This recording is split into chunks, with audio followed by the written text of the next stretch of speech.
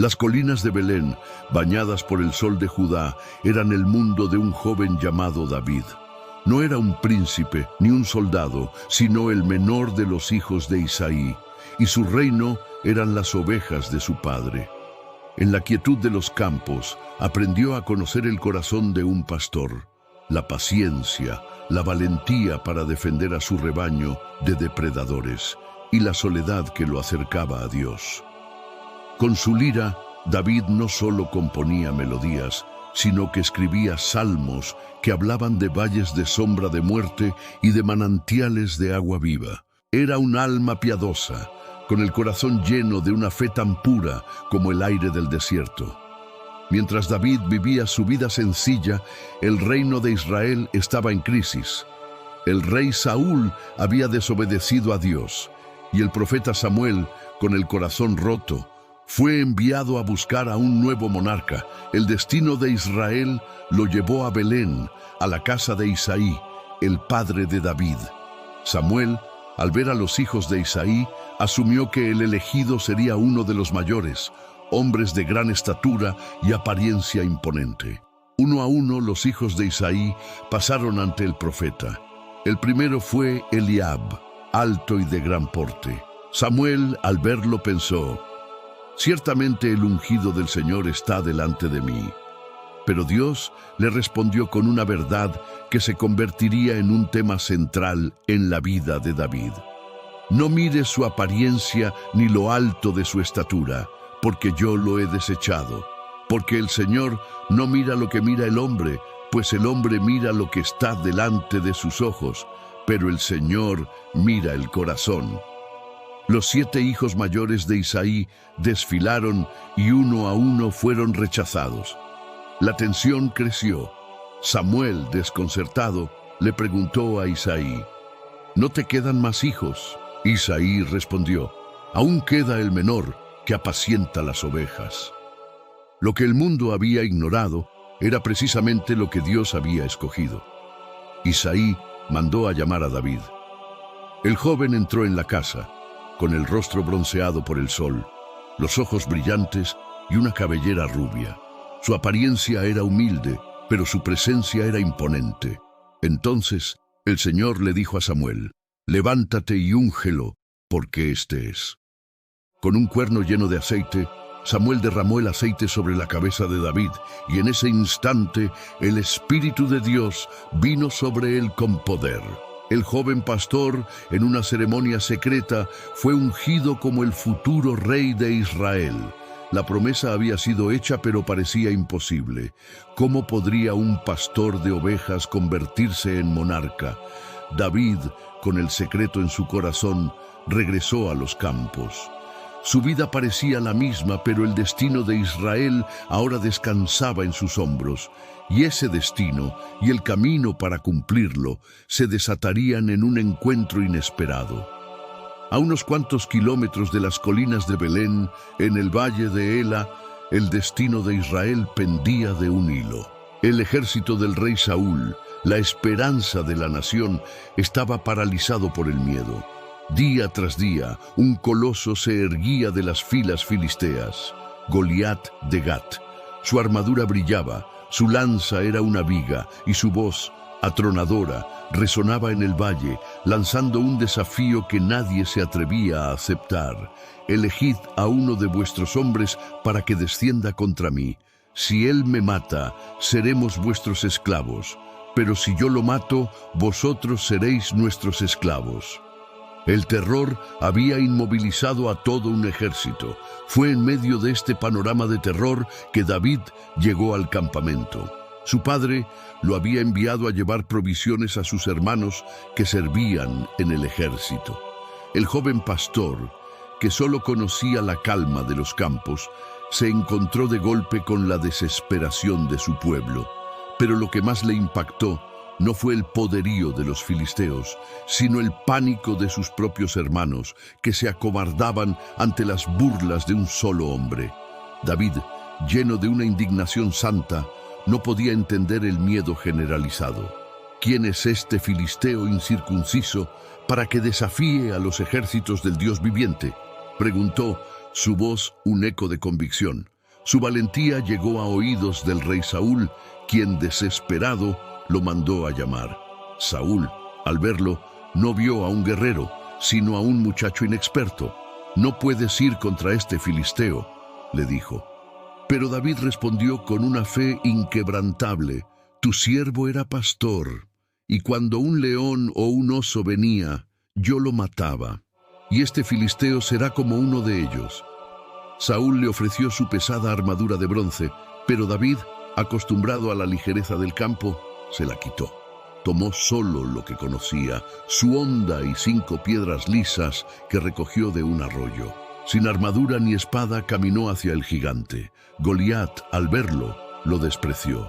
«¿Acaso soy un perro para que vengas a mí con palos?». Pero David no titubeó. «Tú vienes a mí con espada, lanza y jabalina, mas yo vengo a ti en el nombre de Jehová de los ejércitos, el Dios de los escuadrones de Israel». Con esta declaración, sacó una piedra de su bolso, la colocó en su honda y la soltó con toda su fuerza. El proyectil silbó en el aire y se incrustó en la frente de Goliat. El gigante cayó de cara a la tierra y el rugido del triunfo de Israel hizo temblar el valle. Con un solo acto de fe, el pastor se convirtió en un héroe nacional. El hombre que había sido ungido en secreto ahora tenía una gloria que nadie podía ignorar. La victoria de David sobre Goliat lo catapultó a la cima. De la noche a la mañana, el joven pastor se convirtió en un héroe nacional y su nombre estaba en boca de todos. El rey Saúl, asombrado por su valentía, lo tomó bajo su ala y lo hizo capitán de su ejército. El pueblo de Israel lo amaba, y en su regreso triunfal, las mujeres salieron a su encuentro con danzas y cantos, celebrando su victoria con una canción que sellaría su destino. Saúl mató a sus 1000 y David a sus 10.000. En un instante, el corazón del rey Saúl se llenó de una envidia corrosiva. La admiración se convirtió en un veneno que lo consumía y su mirada sobre David cambió para siempre. Vio en él no a un siervo leal, sino a un rival por el trono. La paranoia se apoderó de él y su tormento espiritual se intensificó. En 2 ocasiones, mientras David tocaba su lira para calmar el espíritu atormentado de Saúl, el rey le lanzó una lanza, intentando clavar al joven en la pared. David, ágil y rápido, la esquivó. El sonido del metal incrustándose en la madera marcó el fin de la paz en la corte. En medio de esta creciente hostilidad, David encontró un aliado improbable y un amigo incondicional: Jonatán, el hijo de Saúl. Jonatán no veía a David como una amenaza. Veía en él al hombre que Dios había escogido. Su amistad era tan profunda que hicieron un pacto de lealtad eterna, un lazo que perduró a pesar del odio de su propio padre. Jonatán, con valentía, arriesgó su vida para advertir a David del plan de Saúl de asesinarlo, y fue él quien le dio la señal para que huyera. La vida de David, el héroe nacional, se transformó de la noche a la mañana. El hombre que había derrotado a un gigante ahora huía de su propio rey. Se vio obligado a dejar el palacio, a su esposa Mical y a su gran amigo Jonatán. Dejó la gloria para convertirse en un fugitivo, un forajido en las cuevas y los desiertos. Pero fue en este exilio, en la soledad de la persecución, donde David se forjaría como el líder que un día se sentaría en el trono de Israel. La vida en la corte era cosa del pasado. David, el héroe de Israel, se había convertido en un fugitivo. Perseguido por su propio rey, se refugió en la inmensidad del desierto y en las oscuras cuevas que se abrían en las laderas de Judá. En lugar de un palacio, su hogar era ahora la cueva de Adulam. Pero no estaba solo. El rumor de su valentía se había esparcido, y hombres que huían de la opresión o que estaban en problemas empezaron a buscarlo. Era un ejército improbable, Se reunieron con él en la cueva los afligidos, los endeudados y los amargados de espíritu. Eran 400 hombres, desesperados y sin esperanza, la escoria de la sociedad. Pero David, con la fuerza de su fe y el don de su liderazgo, los transformó. Les enseñó a pelear, a ser leales y, sobre todo, les inspiró una fe que los hacía invencibles. De un grupo de forajidos, David forjó un ejército de guerreros. Su vida se convirtió en un juego de gato y ratón con el rey Saúl. Cada día era un desafío para sobrevivir. Se movían de una cueva a otra, de un desierto a otro, aprendiendo a vivir de la tierra y a depender completamente de Dios para su protección. En este tiempo de aislamiento y de peligro constante, David no solo perfeccionó sus habilidades como estratega y líder militar, sino que también escribió muchos de los salmos que reflejan la angustia, el dolor de la traición y la esperanza en la providencia de Dios. A pesar de la persecución y el peligro, David nunca perdió su honor. Aunque su vida pendía de un hilo, el hombre que un día sería rey nunca consideró tomar la corona por la fuerza. Su ascenso no sería a través de la violencia, sino a través de su lealtad, una cualidad que estaba a punto de ser puesta a prueba de la manera más dramática. La persecución de Saúl era implacable. El rey, consumido por la paranoia, buscaba a David sin descanso por los desiertos de Judá, decidido a matarlo. Pero en su búsqueda, Saúl no sabía que la providencia de Dios le daría a David 2 oportunidades perfectas para vengarse, y que la respuesta de David revelaría el corazón de un verdadero líder. La primera vez fue en las cuevas de Engadi. Saúl, agotado por la persecución, entró en una cueva para descansar, sin saber que en la oscuridad, en lo más profundo de la cueva, David y sus hombres estaban escondidos. Los hombres de David, al ver a Saúl indefenso, vieron la mano de Dios en el asunto. He aquí el día del que te dijo el Señor: yo entrego a tu enemigo en tu mano para que hagas con él como te pareciere.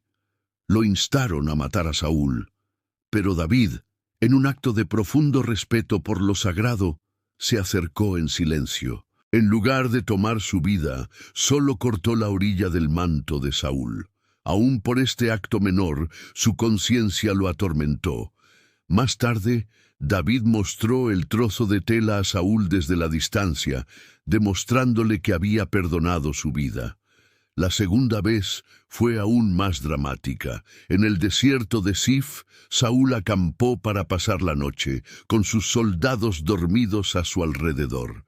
David, junto con su hombre Abisai, se infiltró en el campamento. El rey dormía, con su lanza clavada en la tierra a su cabecera. Abisai le susurró a David: Dios ha entregado hoy a tu enemigo en tu mano. Ahora, por favor, déjame clavarlo a la tierra de un solo golpe. No tendré que hacerlo 2 veces. Pero David se negó. Con una lealtad a Dios que iba más allá de la razón, le dijo: no extiendas tu mano contra el ungido de Jehová, porque ¿quién extenderá su mano contra el ungido de Jehová y quedará impune? En lugar de matar al rey, David solo tomó la lanza de Saúl y su jarra de agua, y se fue. Su mensaje era claro: no tomaría lo que no le correspondía, incluso si le era ofrecido.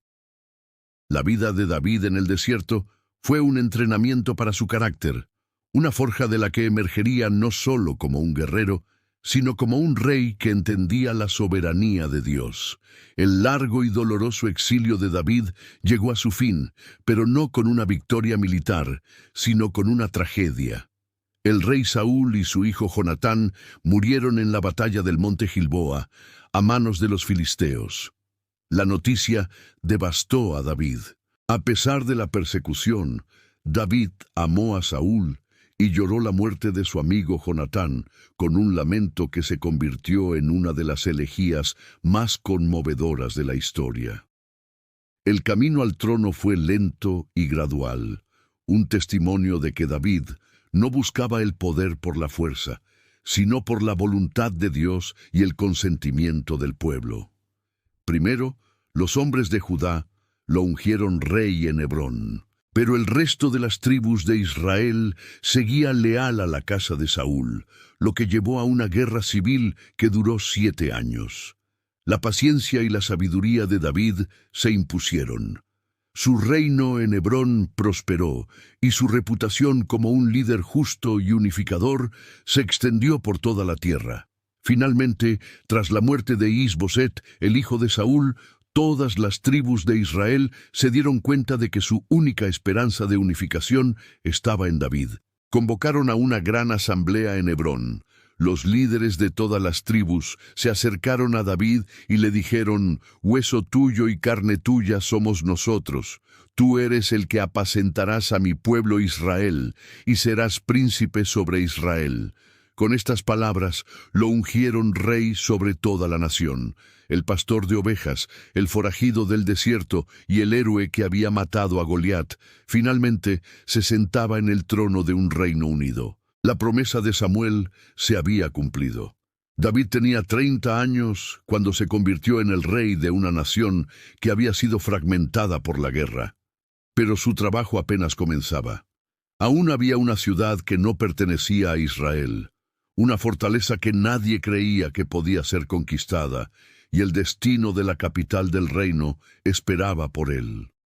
El reino de David, ya unificado, necesitaba un corazón. Una capital que perteneciera a todas las tribus, que no tuviera una lealtad tribal y que pudiera ser el centro de la nación.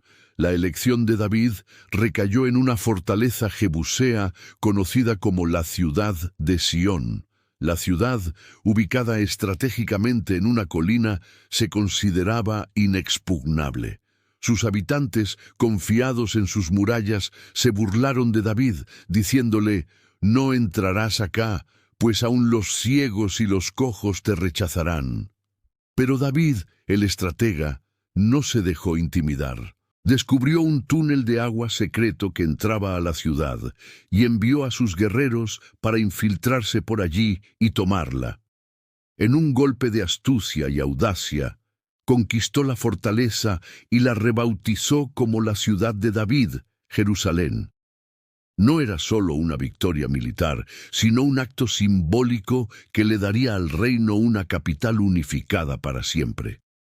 Con una ciudad para su reino, el siguiente paso de David fue llevar el corazón espiritual de su nación a la nueva capital. Ordenó el traslado del Arca del Pacto, el cofre sagrado que contenía las tablas de la ley. Lo hizo con una gran procesión. Miles de personas de todo Israel se congregaron para celebrar, danzando y tocando sus instrumentos. En medio del jubiloso tumulto, David, el rey, no se vistió con sus ropas reales, sino con un simple efod de lino, la vestidura de un sacerdote. Mientras la multitud celebraba, él danzaba con todas sus fuerzas delante del Señor, sin importarle su dignidad real. Su corazón, lleno de alegría y gratitud, se expresó en un acto de devoción tan puro que parecía que el pastor de Belén había regresado para honrar a su Creador. El arca fue llevada a su lugar en la tienda sagrada en Jerusalén, y la gloria de Dios llenó la ciudad. La nación se unió, la capital se estableció, y el centro espiritual del reino quedó en su lugar. El reinado de David había alcanzado su pináculo, y el hombre que una vez fue un simple pastor se encontraba en la cima de su poder, con la promesa de una dinastía eterna. El rey David, el pastor que se había enfrentado a leones y a un gigante, se encontraba ahora en la cúspide de su poder. Su reino se extendía desde el mar de Filistea hasta la frontera de Egipto. Las naciones vecinas temían su poder y lo respetaban por su sabiduría. Israel, por primera vez en su historia, era una nación fuerte, unificada y en paz. Pero la gloria más grande de David no estaba en sus conquistas, sino en la promesa que Dios le dio. Una noche, el profeta Natán se acercó al rey con un mensaje del Señor. David había planeado construir una casa de cedro para el arca del pacto, pero Dios tenía un plan diferente para él. A través de Natán, Dios le dijo: «Yo te tomaré de las majadas, de detrás de las ovejas, para ser príncipe sobre mi pueblo Israel. Y he aquí que el Señor te hará casa, y estableceré tu descendencia después de ti, y yo estableceré su reino para siempre». Esta promesa no era solo para David, sino para su linaje.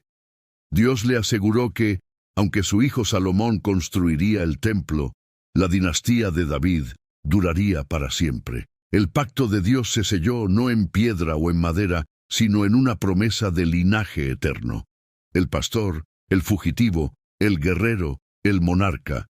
David lo había logrado. Su ascenso era una obra divina, un testimonio de que la fe, la humildad y la perseverancia pueden llevar a un hombre a un destino que parece imposible. La historia de David, de su paso por las majadas hasta su trono en Jerusalén, es la historia de una vida que se convirtió en una leyenda. El relato se detiene aquí, en la cúspide de su gloria, un recordatorio del increíble camino que recorrió.